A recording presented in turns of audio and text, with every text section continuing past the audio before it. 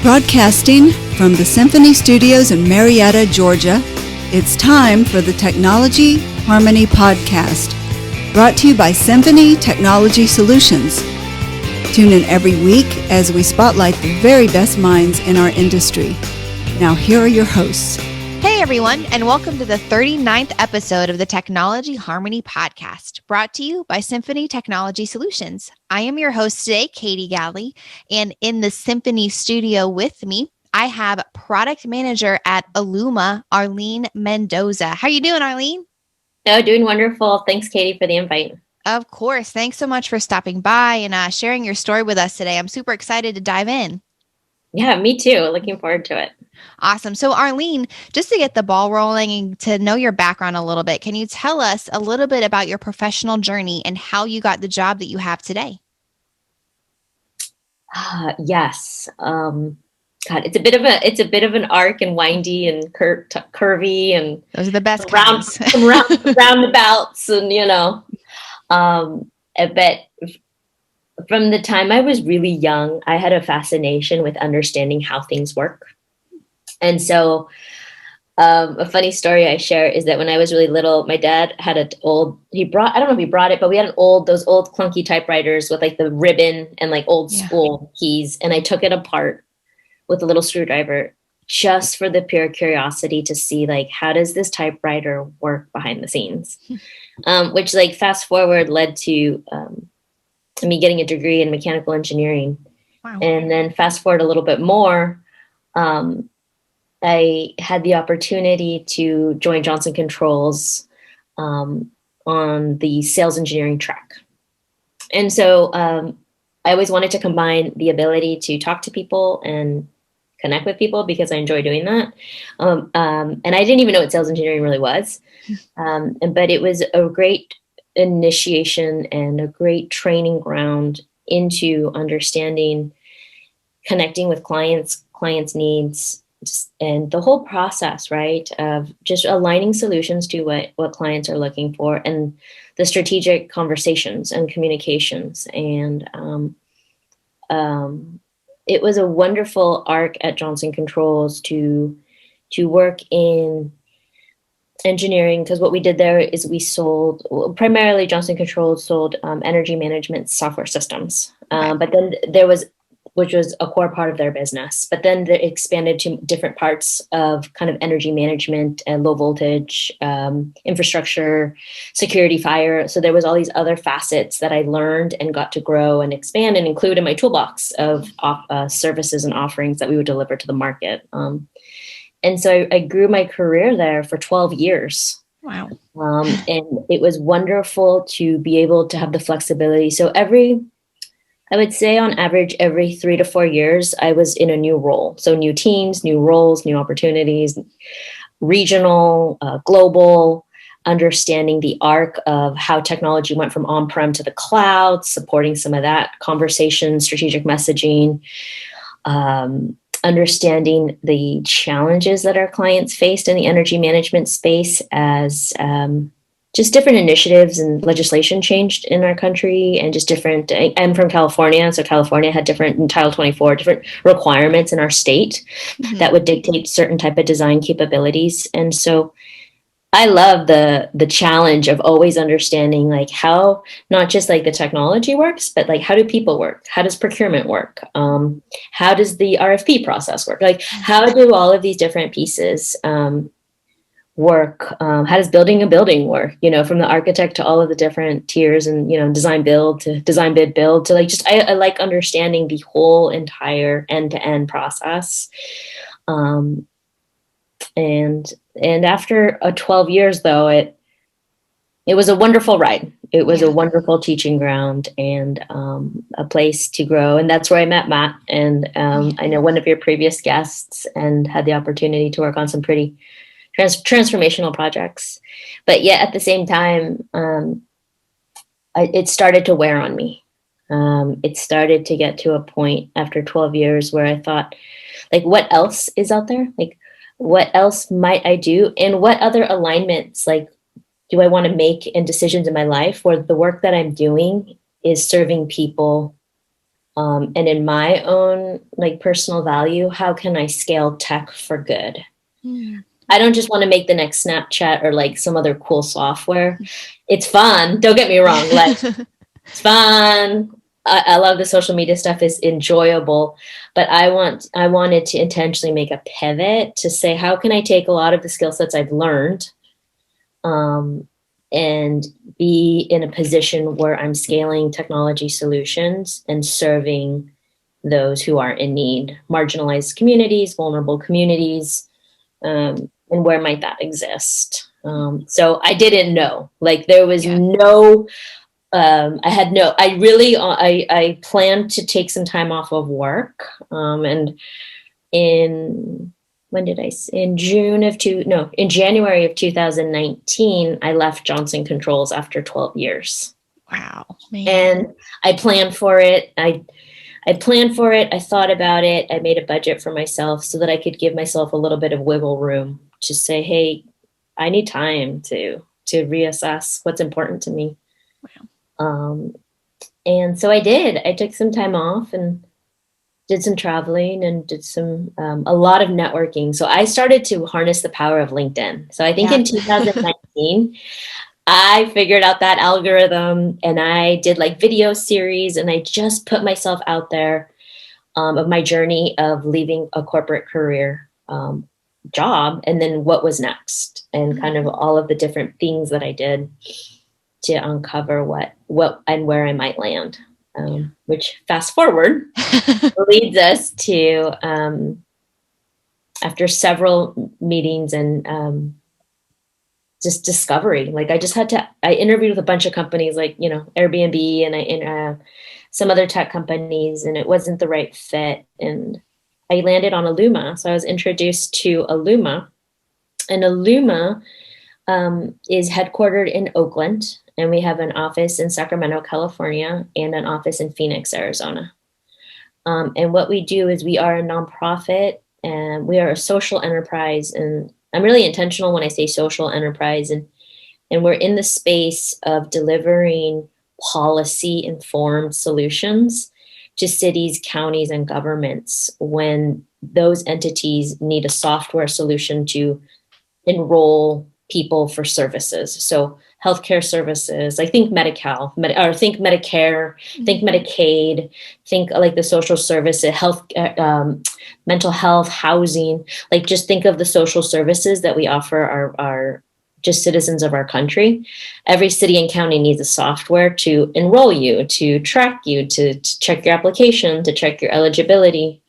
And that's the type of work that we do. So private revenue model, nonprofit, tax, I guess, entities, what you'd call it, but really at the intersection of technology and policy, data and design is what we call it. I like it. You got that down pat. Well, Arlene, I mean, taking that time off and working in the corporate world with JCI for 12 years, in that time, that sabbatical, and of course, leading you to Alluma, what was it about Alluma that really sparked your interest? Because you said you left and you really didn't know what you were looking for to do next, but you knew it was going to be something else. So what, I guess, ultimately was it about Alluma, or is it about Alluma that drew you in and said, this is the place I want to be?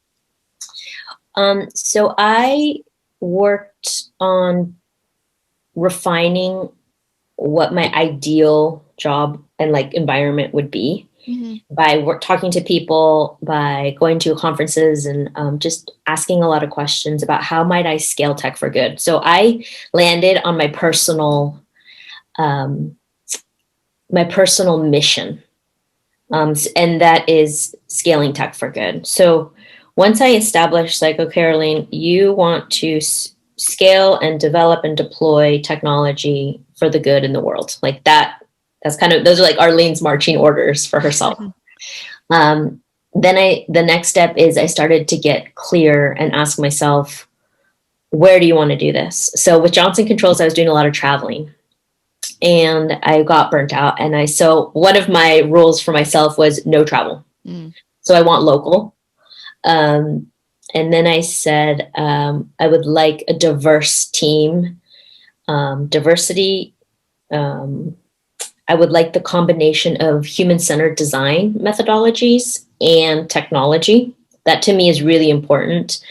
Are we taking into account the user first, not just designing something because it's cool, Right. And R&D thinks it's cool, but are we serving people and the purpose? Like, do we have that? Does the company or entity that I go to hold that client first and foremost? Yeah. And do we use a certain, so human-centered design, it's a certain type of methodology. And I wanted an organization and an entity that was rooted and grounded in that methodology when approaching problem solving. Like that was a guiding principle, which for me.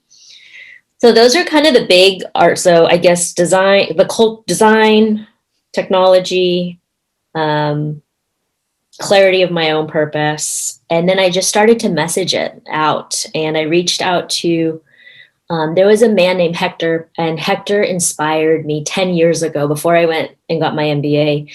I went to a talk in the Bay Area, and Hector inspired me with his speech, and he was my LinkedIn contact. So I reached out to him and I just said, hey, Hector, 10 years ago, you inspired me. And I wonder if we could chat about my career transition and if you could be a soundboard for me on some opportunities. And I didn't know what would happen. And he responded and he introduced me to the CEO at Alluma. Oh, wow. Because once I was clear on what I was looking for, and I said, human-centered design, technology, local, no travel, scaling tech for good, serving communities. He said, I know of something that's out there. And I said, no way. Like, there's just no way that all these things that I've thought of and combined, like, really? And he said, no joke. I'm like, all right. So he introduces me to Robert, the CEO, and Robert introduces me to John Gonzalez, another, he's now the COO. And so then I started meeting informally with John, and just like, it was just one of those like chit chats, like, how you doing? Who are you? What are you thinking? What are you looking for? What have you done in the past? Yeah. And it felt like a fit because of because I was clear, and then I was clear on what was and wasn't negotiable for me. Yeah. And I was blown away. I thought, holy moly. Because I was scared that if I got too clear, I would eliminate, sometimes I have a tendency to like cast the net too wide. But once I was crystal clear on what I was searching, I said yes to Alluma. And that was in November of last year. Wow. I love that because I mean, you touched on something really key. So if someone like you were in your position of, you were in the midst of a transition, trying to navigate what to do next. So rather than just applying randomly, you really had to sit down with yourself and decide, okay, what exactly do I want? And you said, I love how you said you came up with your mission first, and then you said, okay, well, this is my mission. Well, what does that look like in an ideal world? And so then having those non-negotiables. So I guess through that process, Arlene, if someone were in that situation or about to maybe desire to enter that situation, what would you advise them? How would you help them, I guess, navigate coming up with their mission and then those next action steps?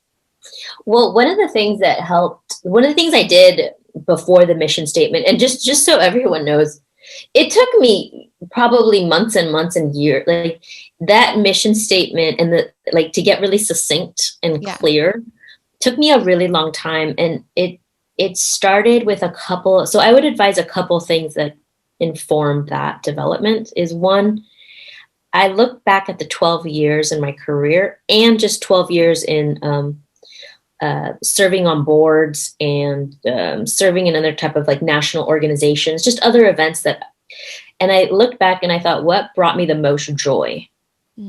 Like, what projects did I work on? What type of people was I surrounded with? What was I doing? Like physically, was I collaborating? Was I facilitating? Was I designing a project? Was I pitching, was I in an interview what was I truly doing in that moment? What skill set was I using? that brought me joy. Because once you can get down to the skills, is it organizing? Is it project managing? Do you like to do the detailed accounting? Do you like to, what is it that brings you the most? Is it just seeing people when they shine? Like, is it creating an environment where others shine? Like, what brings you joy? So I wrote all those things down. Just try to look at patterns. So I'm a big pattern, like systems kind of thinker, and I need to see like a lot of data. And then once I see a lot of information, then I can start to say, okay, well, what's similar? So I did that inventory, and then I did a reflection. So I talked to different people and just kind of mentors, advisors, friends, and asked them a couple of questions about what do they see in me that is unique.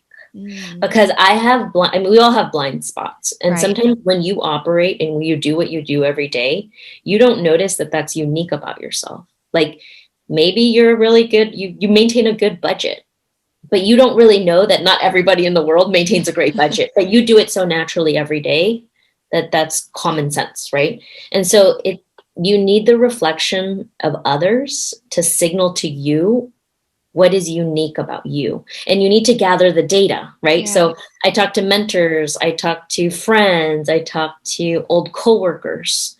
And I said, what do you see as unique? And I forgot, I asked a couple questions. I sent out a spreadsheet. Like, I'm a total engineer. I'm a total engineer. And then I like collated everybody's answers on their like appropriate tab. But I just wanted to understand myself better. Yeah. And a lot of the things that had come out of that was driving collaboration, positive optimism, thinking creatively, inclusivity, strategy, and that language that was given to me is what I used actually in interviews. It's what I used to write my cover letter. Like it's what I used to put in my resume, because it just it was like doing less work. You know, when you're writing your resume or cover letter, or it was like the work was being done for me in the way of people reflecting to me. Wow. So it was just like thinking about so that's how I started to, so I would say recap on what brings you joy in your career or events or outreach. And then ask for reflections from your circle, your circle of people you trust to help, right. Get clarity for yourself. I love that, because you're right. You can have your own reflections on yourself and understand or try to start to sift through that. But the people who've been around you and have watched you grow in your career or just in your life, they might have a different perspective or insight than you do. And you might not even realize it, because you're right. You think you walk about day to day and think these tasks that you do are ordinary. Everybody does them, when you might not realize that they're not. So that is something that could make you unique. Yes. And, here's the other thing that one person told me this feedback. Well, two things that I heard that just kind of threw me a little bit, where one person said, Arlene does a good job at creating an environment where people want to contribute. And I was, so back to like the ordinary, it never would have occurred to me to ever voice or say, or, even come up with that. Yeah. Because in my mind, it's like, well, why not? Right. Why wouldn't doesn't everybody do this? Yeah. Why wouldn't you want to ask people or just listen or, yeah. And then somebody else was talking about energy and like, kind of an energetic person, like you can't tell. But again, it goes back to I just would have never even described myself in that way. Right. And it takes that outside Or perspective. leverage that as a strength. Right. And that's it. Yeah. That's a whole other level, because it's one thing to have it pointed out, but then, okay, if this is a strength, then I need to leverage it. I need to use it to the, to the best of my abilities, and then go after it. So I love that. And asking for examples. So one of the other things I learned was, I think you said this right now, about, because somebody can say, oh, you bring good energy, but you want to get to examples of what behaviors have you demonstrated that made somebody feel like that. Wow. So I did a lot of those types of questions, and just like self-discovery. Yeah. I think to orient me towards that next step. And I just I say for anybody who is going through that transitional phase, it's going to be uncertain. Like, it's going to be an unknown. And here's the other thing that I did. So I gave myself a timeline. And I said, if in 6 or 8 months, 6 months, you don't have a job, Arlene, because I made a budget. And then can I be okay? I mean, I went like minimalist style, right? Yeah. And then I said, if I don't have anything lined up in 6 months, you're going to go back to the industry that you came from, which is, like the Johnson Controls, energy management industry, because I knew I could fall back on that. Yeah.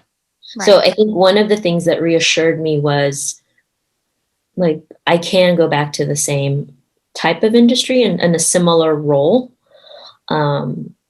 So that was a little bit of my own like mental safety net. Yeah. And it makes sense. I mean, you can go back to it because it's what you know, and you obviously have experience in that. And it's not like you left on terms where you absolutely hated it. It was just, I want something else, right? It's like you were starting to pursue what could really get me going in the morning. What is really am I passionate about, and wanting to dive after that. So that's but that's got to be challenging too, to one, admit that to yourself, but then to even take that step forward too. I mean, to go out into truly having no idea what's going to come, but then in that time being so intentional about trying to discover more about yourself so you can actually fulfill whatever it is that you are seeking. Yeah. And I think the other thing I did was, so I did a little bit of consulting in terms of sales process consulting. Okay. And that, so I had a little bit of that. The other thing I did was I attend pre-COVID, right? Right. I attended 2 conferences because, again, I was really intentional around technology, and I think in the bigger word, it's culture. And so I Googled tech culture conferences, and I found one in San Francisco. So I just started to put myself in the places where there'd be conversations, where there'd be companies, where there would be people that I could meet and talk to and network that were in the circle of like tech culture, creative thinking, collaboration. Yeah. And I love networking. So I'm the kind of person where when I'm around people, it brings me energy and joy. And talking to strangers, like I don't really feel weird. I enjoy getting to know new people a lot.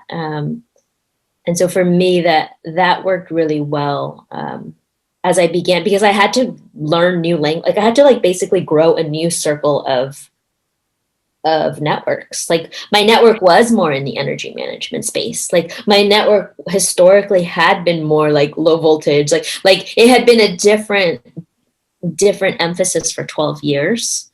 And so it took some time and some courage and some blundering, because I didn't know all this other lingo, right? Like I didn't know all this other, but I wanted to learn it.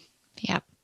I mean, that's key. I mean, having that desire, not only to step out, but then to learn and immerse yourself in it. And so Arlene, outlining this whole process and the steps that you took to grow and find Alluma then, and putting yourself out there in those ways, what do you do today as product manager that really kind of aligns with all of those things that you were searching for? Yeah. So it's like a culmination of, so right now, historically, Alluma was the combination of policy. And when I say policy, I mean public policy. I mean the expertise that we have on our team of understanding legislation and rules and regulations for eligibility and enrollment of certain social service programs. And so we have a lot of that expertise that understands, that has influenced the Affordable Care Act and certain types of requirements that were included as to how data would be shared. And so what I do now is supporting the next iteration of product development. And so our products, what they do is they are software and they are informed by policy. So we don't build in silos. We use the human-centered design methodologies to inform the design process, and not just the design process, but understanding, like what I was saying, the users. So the research that's done beforehand. So the understanding, the interview process of the different stakeholders who are ultimately going to use our software services. Like there's a lot of intention about understanding their workflow and then incorporating that workflow into the product design. And so I work on supporting the next iteration and a lot of transitional work, like technology transitional work from on-prem to the cloud, moving and supporting the vision and the direction of the product and holding true to all of the legacy work, the research, a lot of the design principles that have already been in place, and the knowledge. I mean, Alluma has been around for almost 20 years. So there's a lot of knowledge of the complexity. So in our social service programs in this country can be complex, anything from housing, low-income housing, to mental health support, to all the different varieties of healthcare support that states and counties offer across our country. It's really complex because different departments administer different services. So our goal is to provide one comprehensive platform that is easy for cities and counties to use, regardless of whatever social service program you're administering to your people. Wow. So it's like a one-stop shop to support, and it's always policy informed. So we always understand the nuances of enrollment and eligibility for these programs, and we want to make it easy and dignified for people to apply for and maintain these services. So that's what I work on today. Yeah. And it's funny to think about how where you started and where you are now, and likely having no idea, like you said, that this is what it would look like to satisfy all of those different things that you were seeking. But it's then that willingness to step through those doors of opportunity. Seeing that it checks off all the boxes is one thing, but then actually experiencing it and seeing, is this actually true? Is this actually what I'm passionate about? What drives me? So it's just super interesting, the path that led you to here. But then again, your willingness to walk into this opportunity. Yeah. And you bring up a really good point about, it's just a constant learning, right? I mean, I think that is the story of, because I got clear on what I wanted, and then I went out, I searched, I found it, became part of Alluma, and have also had a steep learning curve, and it's hard, honestly, also because it's in alignment with me and what my values and my beliefs. And the 12 years at Johnson Controls, it was a certain way of doing business. It was a certain way of communication. It was almost like I was groomed in a certain way. And I had to challenge a lot of those beliefs and assumptions I had, and learn. I don't come from a background in let's say Department of Health and Human Services. I don't come from a background of understanding how states, cities, and counties administer social. So how does the funding work? What software do you use today? What challenges do you have today? And the complexity of layers. I had to learn. I think it's been a year of learning and asking a lot of questions and kind of putting my foot in my mouth a lot. because I didn't, even the language, right? Even like using the word program, like in my Johnson world and the world here that I live in, like same word, but they mean different things. So it's been a lot of continuous learning. And I would say just needing to stay open to that learning. Like, and it's going to be okay. Like, it's not going to be perfect. It's not going to, like, you have to continue to, I think, just do a lot of self-reflections, and what matters, you know? So it's not like, oh, I found it, you know, like, Right. I think it's a continuous journey, but I am so grateful that I found this world, like the social enterprise. It's this intersection of fun, latest and greatest technology offerings paired with a service to a government. You know, so you have two kind of, it's I think it's the coolest combination of like the vision of the CEO, who he's the one who spearheaded the human-centered design policy, tech, and data, like to bring those 4 pillars together to solve these complex problems. Wow, man. Yeah. So. And then you discovering it and having it align, bringing all that together. But then too, for you, everything that you were searching for being brought together in Alluma, man. It's pretty, yeah, it's pretty incredible. And I just believe, I think the other part of this is I wholeheartedly believe in, like cross collaboration. I believe in getting these different perspectives.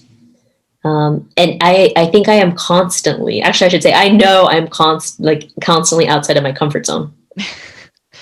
Yeah. That's when you know you're doing something right? Continuously out of my comfort zone.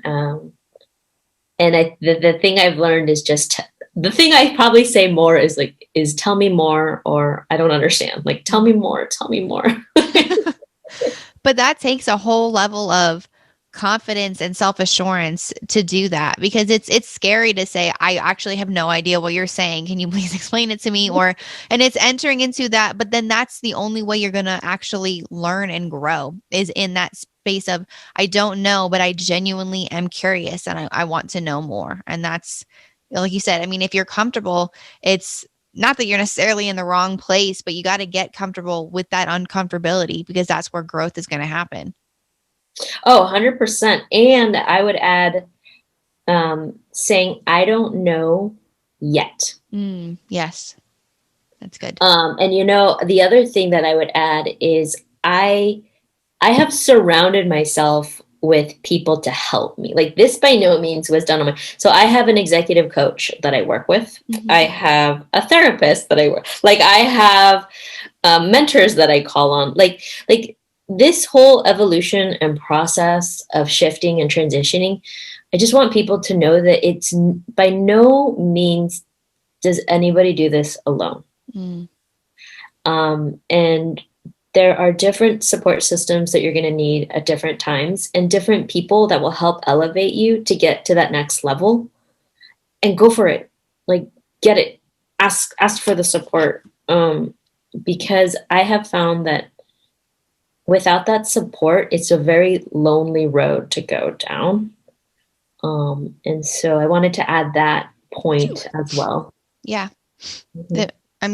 I love that. It makes a lot of sense, because you can't go it alone. And so to humble yourself to that knowledge, and then to seek out that help and that assistance, and know that having that support system behind you is only gonna to help you. It's not going to hinder you. Yeah. So Arlene, if someone wanted to learn more about you, get in touch with you, or learn more about Alluma, where might they do that? So Alluma is at alluma.org. And LinkedIn for me. So Arlene Mendoza. Thank you all for tuning in. We hope you enjoyed today's episode. To learn more about our guest and their company, check out the show notes for the relevant links. If you would like to learn more about us here at Symphony, of course, subscribe to our podcast on our YouTube channel.